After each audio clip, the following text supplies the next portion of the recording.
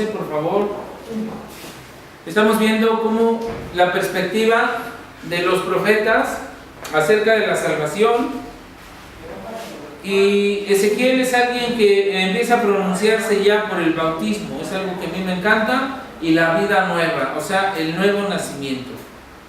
No habíamos visto algo similar en estas enseñanzas porque no Dios lo había manifestado de esa manera hasta el tiempo de Ezequiel. En el capítulo 11, en el verso 18, dice de la siguiente manera. ¿Ya están ahí, hermanitas? No. Esto es bien importante porque ya Ezequiel ya empieza a mencionar el renacimiento, o sea, habla de un nuevo espíritu, por lo tanto de un nuevo corazón, por lo tanto de una vida nueva. Estamos contentos, ¿verdad?, que nuestros hermanos ya van a empezar a venir a darle su clase,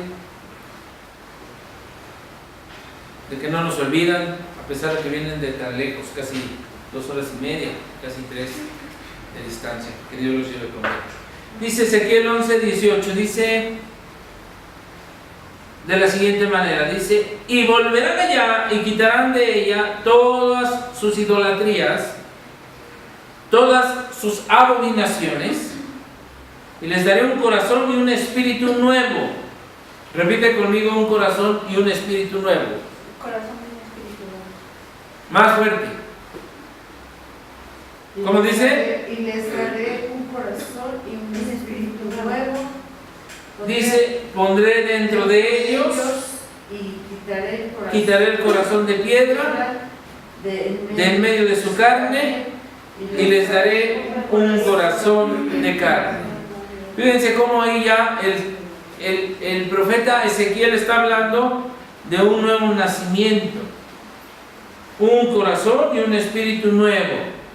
El espíritu es donde albergamos la presencia de Dios, el Espíritu Santo, y el corazón es el alma, donde están nuestros pensamientos, nuestras emociones, donde está nuestra voluntad. Entonces ahí ya está hablando de renovar a la persona. Quitaré el corazón de piedra, un corazón duro, un corazón necio, y dice: pondré un corazón de carne, es un corazón sensible. Eso es lo que nos trata de dar a entender el profeta. Entonces ahí ya empieza la visión de lo que Dios quiere hacer, más a aquellos cuyo corazón anda tras el deseo de sus idolatrías y de sus abominaciones, yo traigo su camino sobre sus propias cabezas, dice Jehová el Señor. Luego, en el capítulo 18 de Ezequiel, en el verso 21, si me acompañas, amado, amada, capítulo 18 de Ezequiel, del 21 al 28, dice: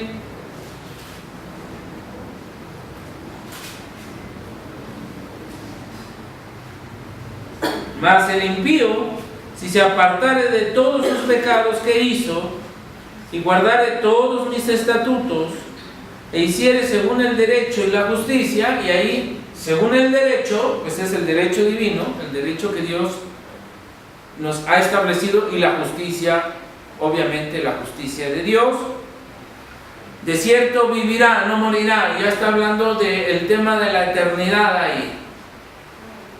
Todas las transgresiones que cometió no le serán recordadas, quiere decir, serán olvidados los pecados para Dios.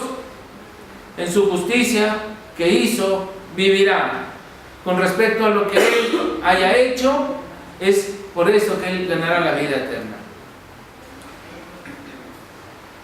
Dice: quiero yo la muerte del impío, dice Jehová el Señor, no vivirá si se apartare de sus caminos. Entonces Dios nos está ofreciendo vida si nos apartamos de nuestros malos caminos. Mas si el justo se apartare de su injusticia y cometiere maldad, e hiciere conforme a todas las abominaciones que el impío hizo, vivirá él.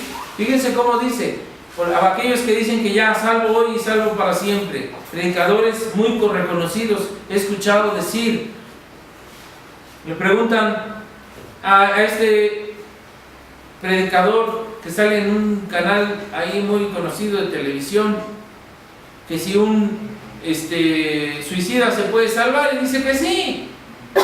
Pues ¿dónde crees que un suicida? Entonces yo puedo matar a una persona y me puedo ir al cielo. ¿Por qué? Porque ya acepté a Jesús y por su gracia soy salvo. No, matar a una persona es lo mismo que matarte a ti. Es quitar la vida. Y la vida no te pertenece a ti ni a nadie. La vida le pertenece a Dios. Y lo pasan en el Facebook y lo pasan en el canal donde lo promueven. Digo, ¿cómo es posible que un predicador diga que el suicida se va a ir al cielo? Desde el momento en que se está quitando la vida, primero, está asesinando. No importa si es a otro o a ti mismo, pero está asesinando. Segunda, obviamente pues no tiene el tiempo de arrepentirse. ¿Por qué? Porque se está pegando un tiro. A menos que sufriera agonía y en la agonía él se arrepintiera. Pero pues eso es bien difícil, porque la gente cuando está decidida a matarse, pues no quiere sufrir, quiere morir lo más pronto posible. Entonces, fíjense cómo dice la Sagrada Escritura aquí. Mas si el justo se apartare de su justicia y cometiere maldad e hiciere conforme a todas las abominaciones que el impío hizo, ¿vivirá él? Pregunta el Señor como irónicamente, ¿no? Con todo respeto a mi Dios, ¿vivirá él? Ninguna de las justicias que hizo le serán tenidas en cuenta. O sea, nada de las buenas obras que haya hecho se las voy a tomar en cuenta si al final termina siendo una mala obra. Por su rebelión con que prevaricó y por el pecado que cometió, por ella morirá. Ya Ezequiel, el profeta, empezaba a anunciar que pues debemos cuidar nuestra salvación. Fíjate cómo dice, apartándose el justo de su justicia y haciendo iniquidad, él morirá. Luego verso 28, porque miró y se apartó de todas sus transgresiones. Voy a leer desde el 27 para contextualizar. Y apartándose el impío de su impiedad que hizo, y haciendo según el derecho y la justicia, hará vivir su alma. Fíjate cómo no está hablando del cuerpo. Ahí ya Ezequiel está pronunciando la salvación. ¿Por qué? Porque no está hablando de hará vivir su cuerpo. Está hablando de su alma. O sea, esto es la historia de la salvación. ¿Desde cuándo el Señor empezó a hablar de la preservación del alma para la eternidad? Fíjate bien. Y apartándose el impío de su impiedad, o sea, apartándose el pecador de su pecado que hizo, y haciendo según el derecho y la justicia, o sea, haciendo bien las cosas, hará vivir su alma. ¿Cómo le doy vida a mi alma? Apartándome del mal y haciendo el bien, en pocas palabras. Porque miró y se apartó de todos sus pecados. Aquí dice de todas sus transgresiones, es lo mismo. Que había cometido, de cierto vivirá, no morirá. Ahí está el decreto del Señor. El Señor sí hace decretos, el Señor sí hace declaraciones, no así el hombre, amado. Para aquellos que dicen yo decreto, eso no es bíblico. El hombre no decreta. El único que decreta es el Señor Jesucristo, el Señor Jehová. Capítulo 36. Ahí mismo en Ezequiel. Me encanta el profeta Ezequiel, cómo empieza a hablar ya, a mostrar la salvación del alma, la preservación del alma. ¿Capítulo? 36, sí. Ezequiel 36. Y empieza a hablarnos desde el verso, el Señor 25. Voy a leer desde el 24 para que entiendas el contexto. Mira.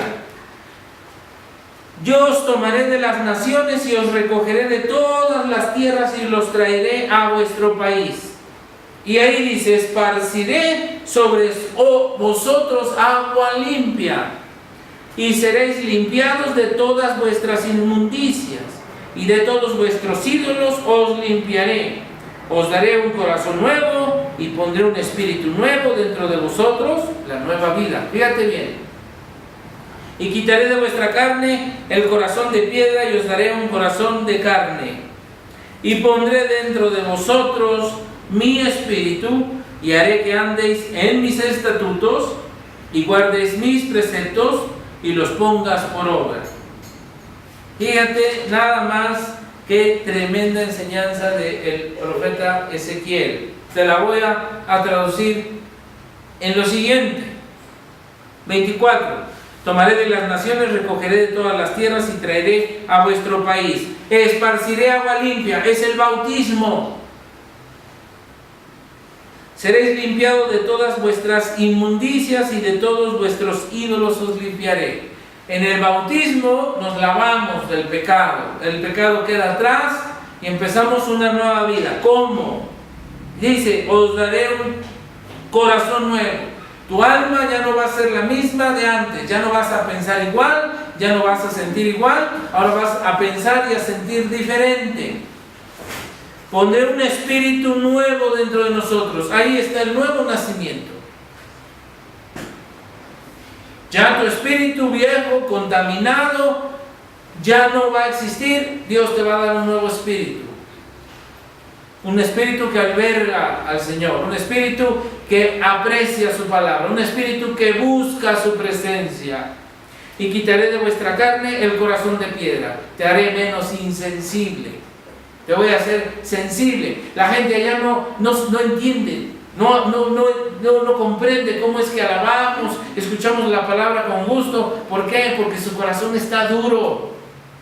Pero el Señor dice, quitaré tu corazón de piedra y te pondré un corazón de carne. ¿Para qué? Para que sientas mi presencia, para que aprecies mi palabra, para que te goces en la alabanza, para que te deleites en las cosas de Dios. Tremenda enseñanza esta. Dice Daniel 12, del 1 al 3. En lo personal, estas citas para mí tienen una riqueza extraordinaria.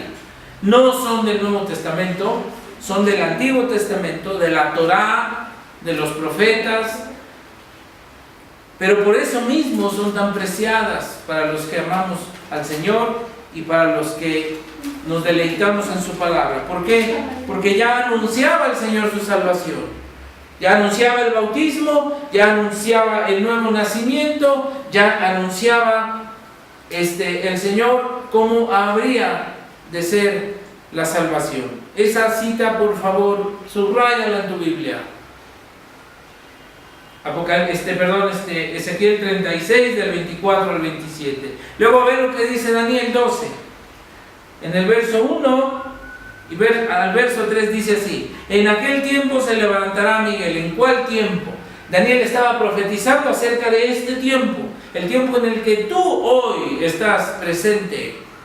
Dice: el gran príncipe que está de parte de los hijos de tu pueblo, y será tiempo de angustia. Ya está hablando del final de los tiempos, cual nunca fue desde que hubo gente hasta entonces. Pero en aquel tiempo será libertado tu pueblo, todos los que se hallen escritos en el libro de la vida. Y ahí el Señor ya habla por primera vez del libro de la vida, que es donde vamos a estar escritos todos aquellos que hayamos confesado al Señor como nuestro Señor y nos hayamos bautizado, como dijo Ezequiel. Será esparcida agua sobre ti y que seamos bautizados en su nombre.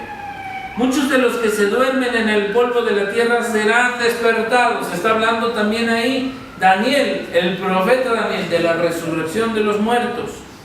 Unos para vida eterna y otros para vergüenza y confusión perpetua. Está hablando ahí ya después del juicio.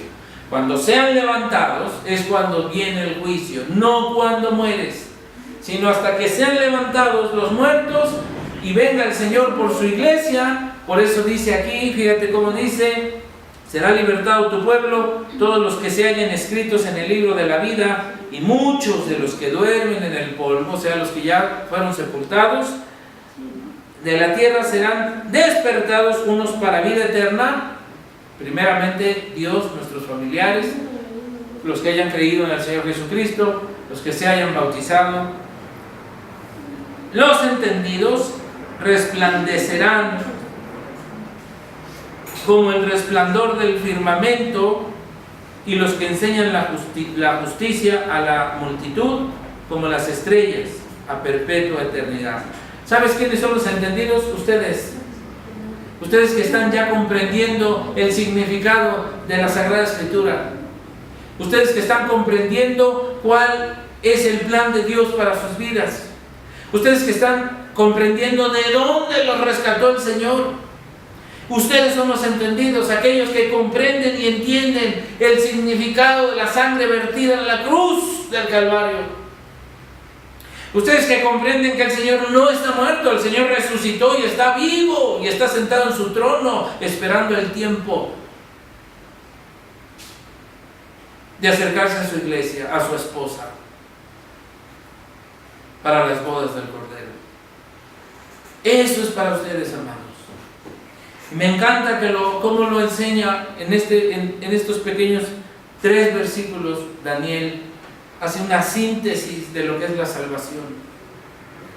Hace una síntesis de quién va a estar escrito en el libro de la vida para salvación y quién, cuando venga el Señor, será resucitado, uno para confusión perpetua y otro para vida eterna. Ahí está hablando de la venida del Señor en el arrebatamiento. Ahí está hablando de la vida eterna, ahí está hablando del juicio.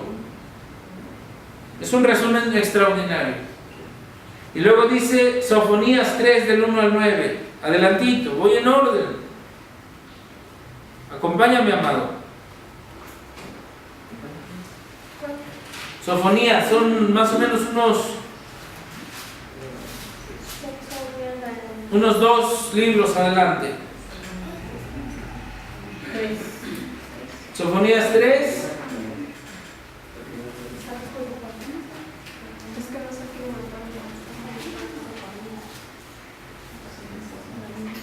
Mira, hermano, estos libros pocas veces vas a oír que los enseñen o los prediquen.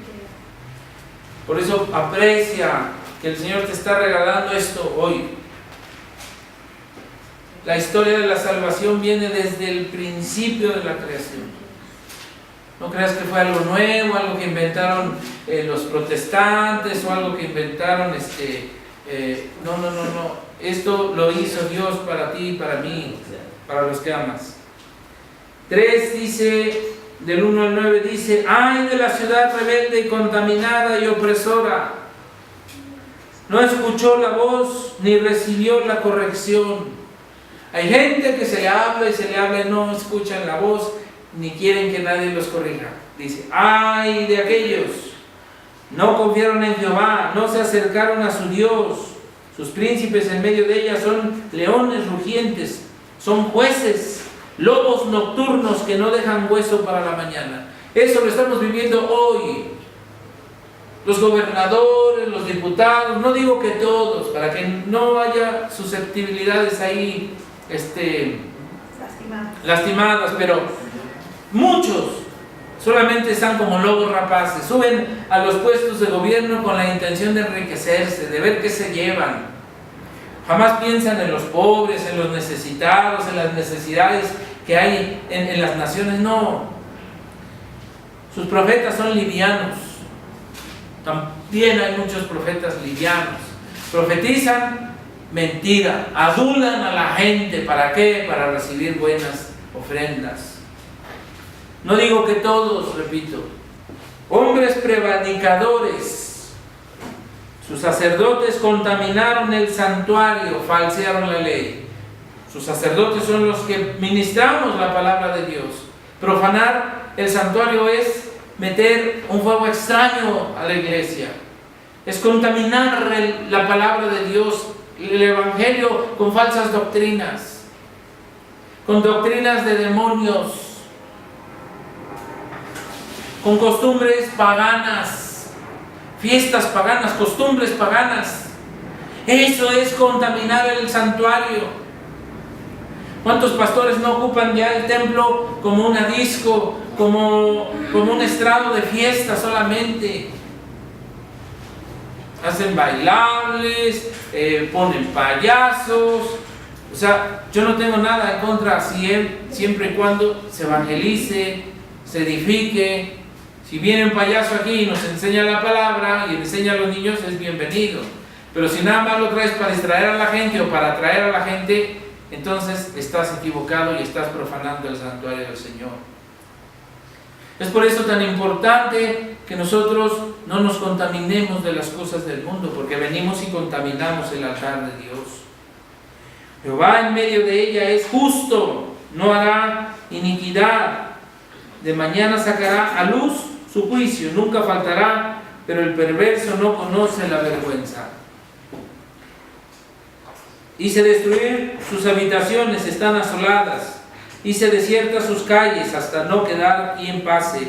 Sus ciudades están asoladas hasta no quedar hombre, hasta no quedar habitante. Dije, ciertamente me temerá, recibirá corrección y no será destruida su morada, según todo aquello por lo cual lo castigué.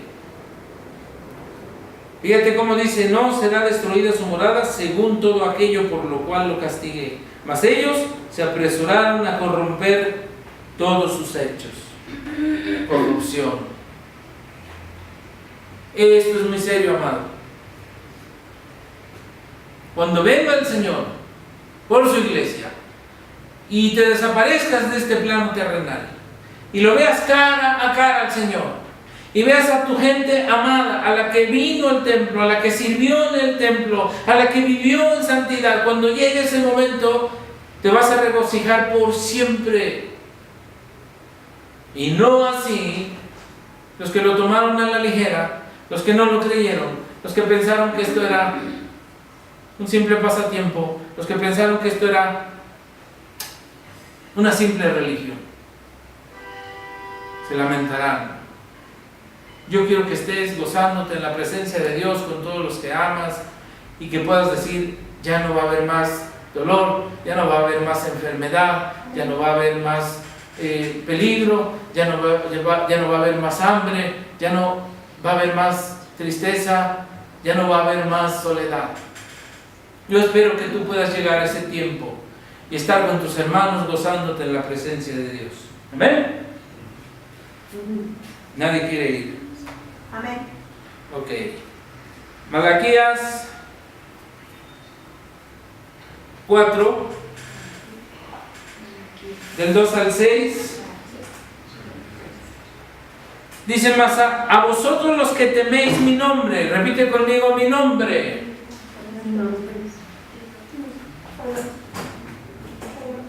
Nacerá el sol de justicia y en sus alas traerá salvación. Nacerá el sol de justicia, vendrá el Señor y nacerá de una virgen, Él es el sol de justicia. Nosotros adoramos al sol de justicia. Sus alas traerá salvación, está hablando nuestro Señor Jesucristo. No lo que las religiones paganas adoran, que es el sol invicto, no lo confundas. Lo que festejan el 25 de diciembre no es al sol de justicia, es al sol invicto, una réplica.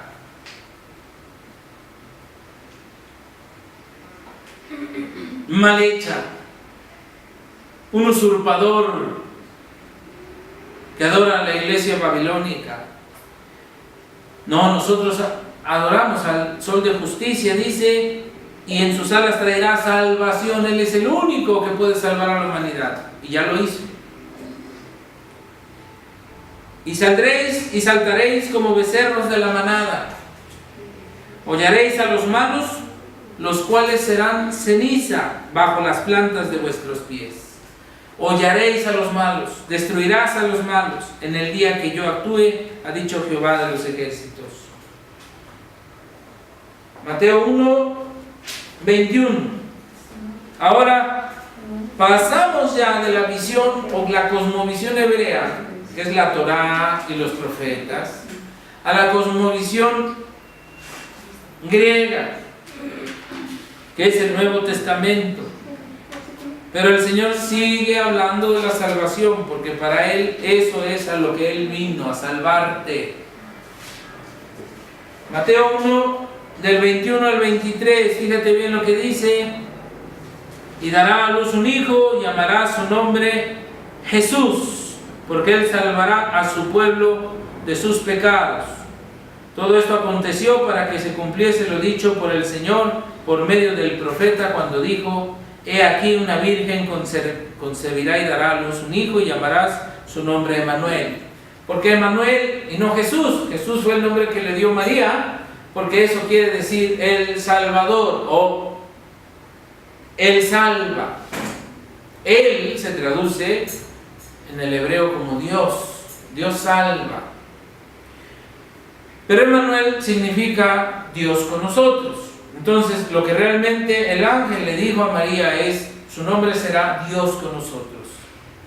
María le puso Él salva.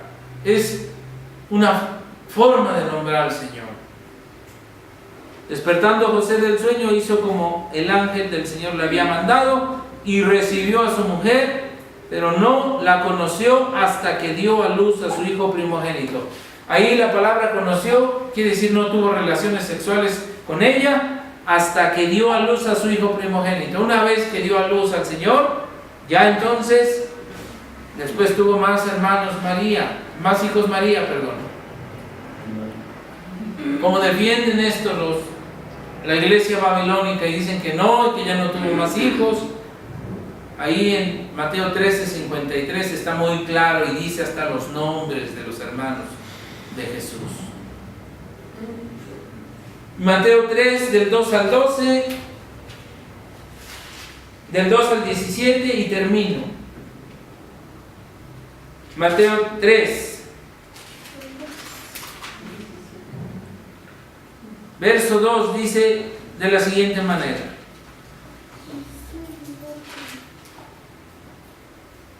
diciendo: arrepentíos, porque el reino de los cielos se ha acercado. Ya se acercó a ti el Señor, arrepiéntete de tus pecados. Pues este es aquel de quien habló el profeta Isaías cuando dijo: voz del que clama en el desierto, preparad el camino del Señor, enderezad sus sendas. Juan estaba vestido de pelo de camello y tenía un cinto de cuero alrededor de sus lomos. Juan fue el encargado de anunciar la llegada de nuestro Señor. Decía: enderecen sus caminos. ¿Por qué? Porque viene Dios a vivir entre nosotros. Él era extraño. La gente, si tú veías a Juan, era un hombre estrafalario, vestido de pieles, cuando la gente ya usaba vestidos de tela. Comía langostas y miel silvestre, cuando la gente pues ya hacía panes y etc. Era un hombre estrafalario, pero era un siervo de Dios.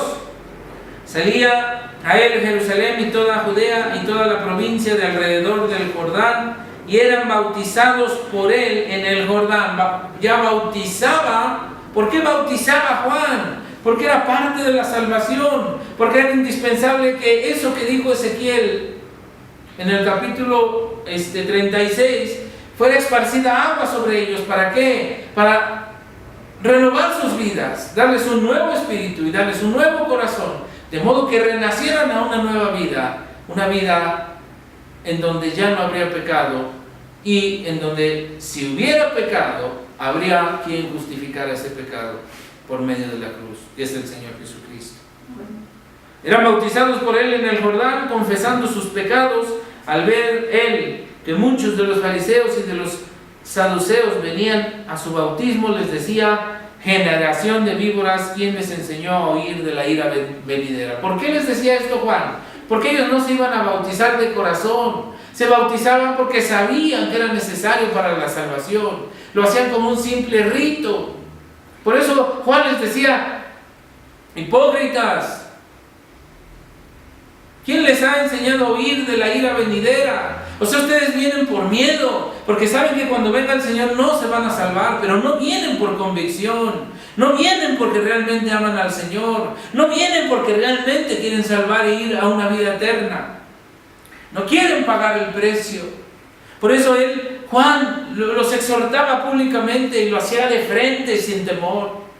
Decía, al ver que muchos de los fariseos saduceos venían a su bautismo, les decía: generación de víboras, ¿Quién les enseñó a ir de la ira venidera? Haced pues frutos dignos de arrepentimiento. El arrepentimiento debe de dar frutos, se debe de ver en tu forma de hablar, en tu forma de vestir, se debe de ver en tu forma de conducirte con las personas. Esos son frutos dignos de arrepentimiento, que se vea que realmente te arrepentiste de la vida que llevabas antes.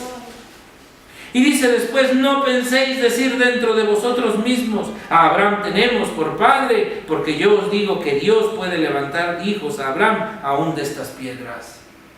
Ellos confiaban en un hombre, confiaban en que eran hijos de Abraham.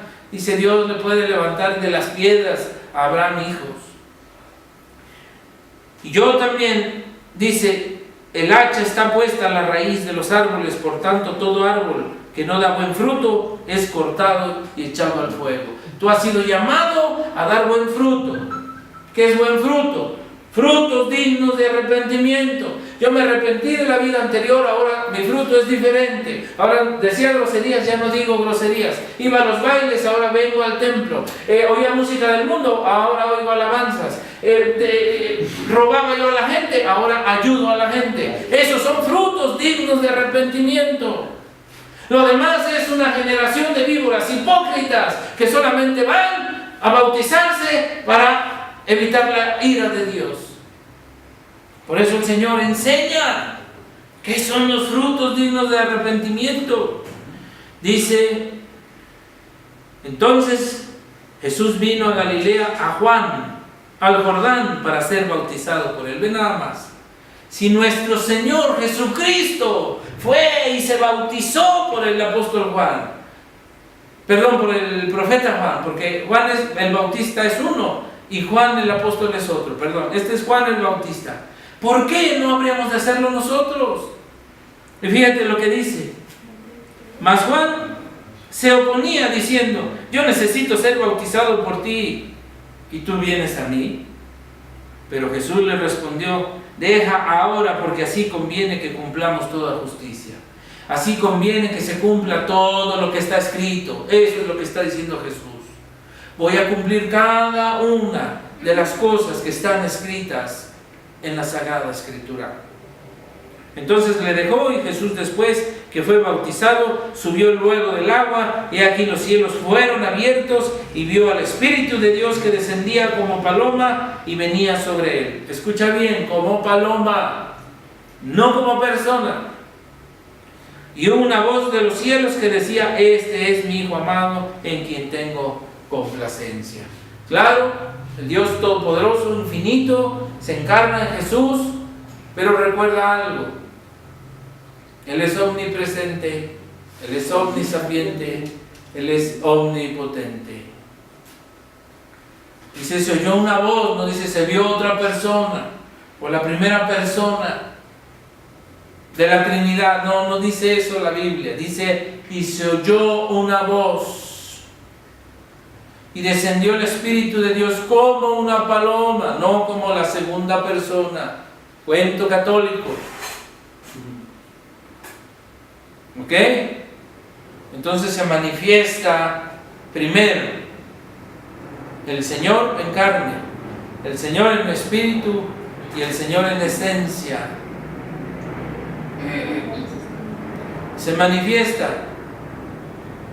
su omnipresencia, su omnipotencia y su omnisapiencia. En ese momento fue un momento extraordinario para la raza humana, porque vieron a Dios en la mayor de sus manifestaciones. No todas, porque acuérdense, cuando peleó con Jacob también se manifestó.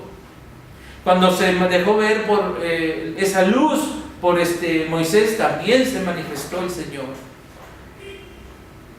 O sea, el Señor puede manifestarse de muchas maneras, y eso se llama teofanía, y es bíblico, hermano.